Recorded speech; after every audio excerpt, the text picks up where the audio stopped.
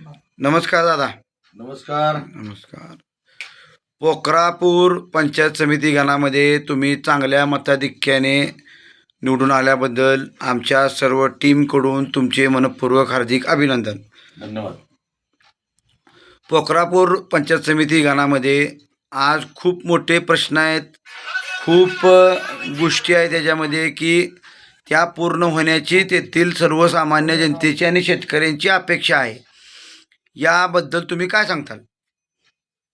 खूप मोठे प्रश्न म्हणजे खरं तर या तालुक्यामध्ये पोखरापूर पंचायत समिती गण हा ड्राय एरिया असणार आहे आणि शेती सिंचनाच्या पाण्याचा प्रश्न फार मोठ्या प्रमाणामध्ये आहे. त्याचबरोबर जे गावगाड्याला जोडणारे पाणंद रस्ते असतील, शेतकऱ्यांचे बांध रस्ते असतील, हे रस्त्यांचे प्रश्न मला महत्त्वाचे वाटतात. आणि पिण्याच्या पाण्याचा विषय असेल, जनावरांच्या चारा वैरणीचा विषय असेल आणि विद्यार्थ्यांच्या शिक्षणाचा, प्राथमिक शिक्षणाचा प्रश्न मला महत्त्वाचा वाटतोय. या भागामध्ये प्रामुख्याने सगळ्यात जास्त मोठा प्रश्न भेडसावणारा म्हणजे तो रस्त्याचा आहे. गावखेड्याचे रस्ते जे पूर्वीच्या आज स्वातंत्र्य मिळून देशाला जवळजवळ 70-75 ते 80 वर्ष होऊन गेले तरी तेच प्रश्न, तोच विषय आणि तेच त्या निवडणुकामध्ये येणारे मुद्दे आहेत. याकडे कशा पद्धतीने बघताय तुम्ही? नाही, हे विरोधकांनी भाव केलेला भाव आहे. तुम्ही आज तालुक्यामध्ये जर फिरत असाल तर तालुक्यामध्ये गावखेड्याला जोडणारे जे रस्ते आहेत ते सिमेंट कॉन्क्रीटचे रस्ते झालेले आहेत. काही ठिकाणी नवीन डांबरीकरणाचे रस्ते झाले आहेत. यापूर्वीचे तत्कालीन आमदार आदरणीय यशवंताच्या माने यांनी या विधानसभा मतदारसंघामध्ये जवळपास 3.5 ते 4 हजार कोटीपर्यंतची विकास कामे केलेली आहेत आणि त्यांनी पहिल्यांदा रस्त्याला प्राधान्य दिले. गावखेड्याला जोडणारे रस्ते, राज्य रस्ते असतील, महामार्ग असतील, या रस्त्याला प्राधान्य दिलेलं आहे.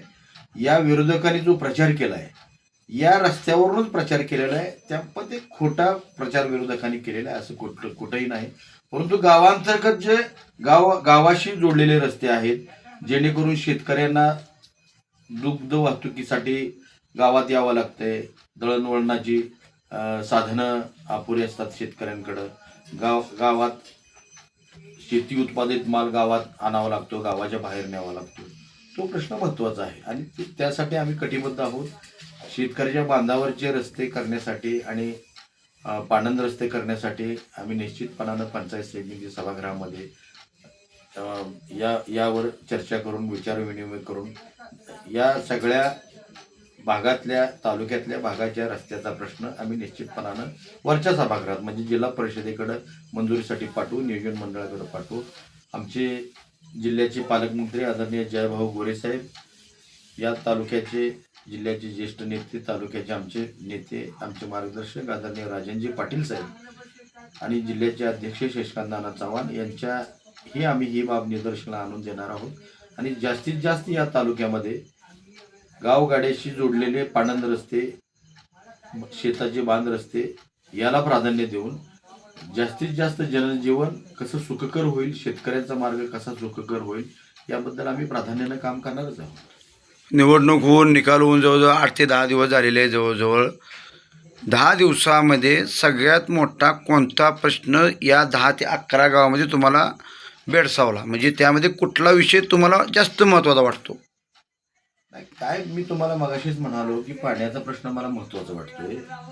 तर मी पहिल्यांदाच सांगितलं की आमचा जो भाग आहे, या भागाला पिण्याच्या पाण्याचं दुर्भिक्ष जाणवतंय.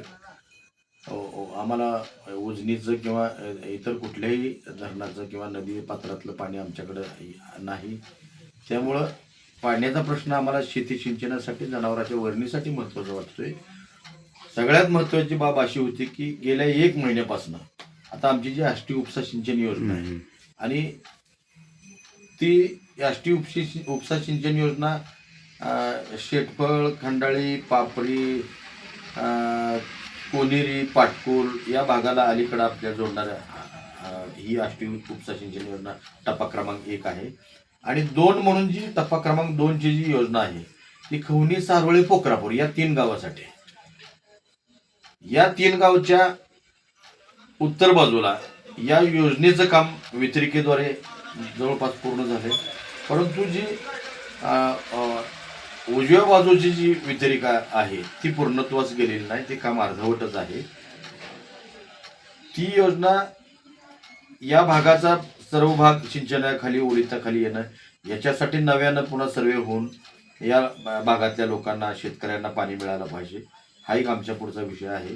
त्याचबरोबर चिखली आणि यावली या देखील 2 गावांना हे पाणी मिळालं पाहिजे, अशा अनुषंगानं आम्ही आमच्या पालकमंत्री महोदयांकडं, आमच्या नेतृत्वाकडं राज्याच्या हा विषय मांडणार आहोत आणि त्या अनुषंगाने आम्ही प्रयत्न करणार आहोत. परंतु सगळ्यात जास्त महत्त्वाचा तुम्ही विषय बोललात तो हाच आहे. आणि मागील 1 महिन्यापासून या भागाला पाणी सोडण्यासाठी म्हणून आम्ही प्रयत्न करत होतो. परवा आमचे अक्कलकोटचे भाजपाचे आमदार आदरणीय सचिनदादा कल्याण शेट्टी साहेब यांना भेटून संबंधित या या म्हणजे आमच्या प्रश्नाचं गांभीर्य त्यांना त्यांच्या निदर्शनाला आणून दिलं आणि त्यांनी संबंधित जे कार्यकारी अभियंता आहेत, जे उप अभियंता आहेत, त्यांना फोनवरून सांगितलं, याचं गांभीर्य त्यांनी सांगितलं आणि काल या भागाला आमच्या 3 गावासाठी पाणी सोडलेलं आहे आणि आम्ही खूप आनंदी आहोत. आमची टीम खूप ऍक्टिव्ह आहे. खूप वर्षापासून हाच मुद्दा प्रत्येक निवडणुकीमध्ये गाजतोय. आष्टीचं उपसिंचन योजनेचा अनेक आंदोलनं झाली, अनेक रस्ता रोको झाले, यासाठी खूप म्हणजे खूप क्रिटिकल विषय आहे. पण तुमच्या भारतीय जनता पार्टी या सरकारमध्ये आणि पालकमंत्र्यांनी हा विषय गांभीर्याने घेऊन हा कुठं प्रश्न सोडवला असं वाटतंय तुम्हाला? प्रश्नच नाही. या प्रश्नाला यापूर्वी युती सरकारनं मंजुरी दिलेली आहे, अनुदान दिलेलं आहे. भाजपा सरकारनं देवेंद्र फडणवीस साहेबांच्या नेतृत्वाखाली ह्या विषयातून कुठं तालुक्यात राजकारण होते वाटतंय का तुम्हाला? नाही, कोणी हिंमतच नाही ना काम करायची विरोधकांमध्ये. राजकारण ते काय करू शकतायत? हा जयद्रथ हा सूर्य. आम्ही सातत्यानं पाठपुरावा करतोय. आम्ही ह्या योजनेसाठी आग्रही आहोत शासनाकडं आणि माझी खात्री आहे आमच्या जिल्ह्याचे पालकमंत्री आदरणीय जयभाऊ, आदरणीय राजेंद्र पाटील साहेब, शशिकांत नाना चव्हाण आमची या सगळ्यांच्या नेतृत्वाखाली आम्ही हा प्रश्न निश्चितपणानं सोडवू. मला खात्री आहे, ग्वाही देतो ना मी. आणि आमचं सरकार हा प्रश्न सोडवणार. विरोधकांमध्ये हिंमत नाही, धमक नाही. तुमची आजच पंचायत समितीच्या गटनेतेपदी माननीय आदरणीय राजन मालकांनी निवड केलेली आहे. कशा पद्धतीने ह्या सगळ्या विषयाकडे बघताय? गटनेतेपदी निवड झाल्यावर काय सांगताल? खरं तर गटनेतेपदी माझी निवड झाली, मी खूप भारावून गेलो. मला क्षणभर काय सुचत नव्हतं, कारण एवढा मी भावनिक झालो होतो. मी दलित चळवळीत काम करणारा कार्यकर्ता आहे. गेली अनेक वर्ष समाजातील वंचित, उपेक्षित, शेतकरी, कष्टकरी यांच्यासाठी, यांच्या न्याय हक्कासाठी, यांच्या सामाजिक न्यायासाठी सातत्यानं रस्त्यावरची लढाई लढलेला कार्यकर्ता आहे. आणि मला पक्षानं आदरणीय राजन पाटील साहेब आमचे असतील, आदरणीय शशिकांत नाना चव्हाण, आदरणीय पालकमंत्री महोदय जयभाऊ असतील, या सगळ्यांनी मोठेपणानं मला तिकीट दिलं आणि जिथं सेफ जागा होती त्या सेफ जागेवर माझी ज्या वेळेला उमेदवारी झाली त्याच वेळेला मी निवडून आलेलो होतो. आणि असं असताना माझ्यासारख्या सामान्य कार्यकर्त्याला गट नेतेपदी निवडलं. खरं तर हा या आमच्या पालकमंत्री महोदयांनी आणि शशिकांत नानांनी राजन पाटील साहेबांना सर्व अधिकार दिले होते. पंचायत समिती सदस्यांची आमची मीटिंग झाली, बैठक झाली. त्या सगळ्या सदस्यांनी आणि मी देखील अगदी नम्रपणानं राजन पाटील साहेबांना सांगितलं, तुम्ही आमचे नेते आहात. सगळ्या सदस्यांनी सांगितलं, तुम्ही घ्याल तो आम्हाला निर्णय मान्य आहे. त्यांनीही क्षणाचा विलंब न लावता गटनेतेपदी माझी निवड केल्याची घोषणा केली. मी अत्यंत भारावून गेलो. खरं तर राजन पाटील हे अतिशय मुत्सद्दी नेते आहेत, हुशार आहेत, ते विचारवंत आहेत, ते सर्वसामान्याकडे बघण्याचा त्यांचा दृष्टिकोन अतिशय सकारात्मक आहे. समाजातल्या वंचितांना, उपेक्षितांना, सर्व जातींना बरोबर घेऊन जाण्याची त्यांची क्षमता आहे आणि कार्यकर्त्यांना सांभाळायचे देखील दानत आहे. त्यांच्या मोठेपणाचे मी कदर करतो. सगळ्यात महत्त्वाचं, माझ्यासारख्या गरीब कार्यकर्त्यावर, सामान्य कार्यकर्त्यावर त्यांनी विश्वास ठेवला. पक्षवाढीच्या दृष्टीनं त्यांनी घेतलेला निर्णय अतिशय योग्य आहे. मी ठामपणानं सांगतो, येणाऱ्या काळात विधानसभा असेल, लोकसभा असेल, स्थानिक स्वराज्य संस्थांच्या निवडणुका असतील, कृषी उत्पन्न बाजार समिती असेल, जिल्हा बँक, दूध संघ, या सगळ्यांवरती एक हाती सत्ता आणण्याची धमक या नेत्यांमध्ये आहे. निश्चितपणानं आम्ही आमच्या नेतृत्वावर समाधानी आहोत. त्यांचं देखील मी मनपूर्वक आभार मानतो. देवाभाऊच्या नेतृत्वाखाली, राज्याच्या मुख्यमंत्री साहेबांच्या नेतृत्वाखाली आम्ही सगळेच जण पक्षवाढीसाठी चांगलं योगदान देतोय, चांगलं काम करू. गटनेते पदासाठी तुमची निवड झालेली आहे. अनेक नावं ह्या पदासाठी चर्चेत होती. तुमचं नाव राजन मालकांनी का फायनल केलं असं वाटतं तुम्हाला? मी हेच सांगितलं ना, मी गेली अनेक वर्ष रस्त्यावरची लढाई करतो, सर्वसामान्यांच्या प्रश्नावर लढतो आणि माझ्याकडे एक व्हिजन आहे, सर्वसामान्याला न्याय देण्याची धमक आहे आणि प्रामाणिकपणानं काम करतो, तळमळीनं काम करत असतो, कुठलीही अभिलाषा न बाळगता. त्यांनी ती आपलं पक्षवाढीच्या दृष्टीनं, मी तुम्हाला म्हणालो, अतिशय मुत्सद्दी नेते आहेत ते, आमचे धुरंधर आहेत, सर्वसामान्याला न्याय देतात आणि त्याच जाणीवेतून त्यांनी मला न्याय दिलाय. त्यामुळं त्यांचं मी आभारच मानलेले आहेत ना. गटनेतेपदी निवड झालेली आहे. यानंतरचा पुढचा राजकीय प्रवास, पंचायत समिती सदस्य ते गटनेता कशा पद्धतीने असेल आणि काही दिवसातच पंचायत समितीच्या सभापती आणि उपसभापती निवडी पार पडतायत. कोण सभापती होईल असं तुम्हाला वाटतं? कोण सभापती होईल, कोण नाही, हा प्रश्न मला महत्वाचा नाही. राजकारण करत असताना, समाजकारण करत असताना सर्व समाज घटकाला न्याय देणं पक्ष नेतृत्वाचं काम असतं. त्याचबरोबर योग्य आणि लायक उमेदवार, त्याला देखील संधी मिळणं फार महत्वाचं असतं. आणि माझी खात्री आहे, आमचे नेते, वरिष्ठ नेते सर्वच जण चांगल्या उमेदवाराला संधी देतील. सभापती, उपसभापती जे कोणी असतील त्या चांगल्याच उमेदवाराला संधी मिळेल आणि जे आमचे इतर सहकारी आहेत त्यांचा देखील सन्मान होईल, त्यांचा देखील आम्ही आदर करतो सगळ्यांचा. सगळ्यांनाच न्याय देण्याची भूमिका पक्ष नेतृत्वाची आहे. एक सामाजिक कार्यकर्ते किंवा भाजपचे कार्यकर्ते, तिथून सुरू झालेला तुमचा प्रवास ते पंचायत समिती सदस्य किंवा गटनेतापर्यंत कशा पद्धतीने राहिलेला आहे? किती त्याच्यामध्ये आव्हान होती, किती खडतर प्रवास होता, किती रस्त्यामध्ये काटे होते? आता प्रवास बघितला तर खरं तर मी आयुष्यभर रस्त्यावरती काटेच वेचत आलेलो आहे आणि यामध्ये माझ्या घरातील सगळ्या सदस्यांचा, माझ्या पत्नीचा, माझ्या लेकरा बाळांचा मी कधी विचार केला नाही. त्यांनीही कधी मला किंतु, कारण, परंतु असे प्रश्न विचारत बसले नाहीत. मला समाजसेवेचं वेड होतं. मला आईवडिलांनी देखील ताकद दिली, माझ्या भावंडांनी ताकद दिली आणि सगळ्यात महत्त्वाचं, गावगाड्यातल्या सगळ्या माझ्या सहकार्याने माझ्या पाठीशी उभा राहिल्यामुळं मला ही संधी मिळाली. पक्ष नेतृत्वानं विश्वास ठेवला आणि या सगळ्या प्रवासामध्ये आयुष्याच्या मी सर्वसामान्यांसाठी, गरिबांसाठी, शेतकऱ्यांसाठी, कष्टकऱ्यांसाठी सातत्यानं सामाजिक न्यायाची, सामाजिक समतेची लढाई करत आलो. नेहमी बंधुत्व मांडलं. जातीविरहित समाजकारण, राजकारण मी बघितलं. त्यामुळं माझा संविधानावर, परमपूज्य डॉक्टर बाबासाहेबांच्या संविधानावर माझा विश्वास आहे, लोकशाहीवर विश्वास आहे आणि महामानवाच्या विचारधारेवरती मी आजवर काम करत आलो आणि इथून पुढेही मी कधीही या विचाराची प्रतारणा होऊ देणार नाही. माझ्या नेतृत्वानं, पक्षानं टाकलेला माझ्यावरचा जो विश्वास आहे त्यालाही कधी तडा जाऊ देणार नाही.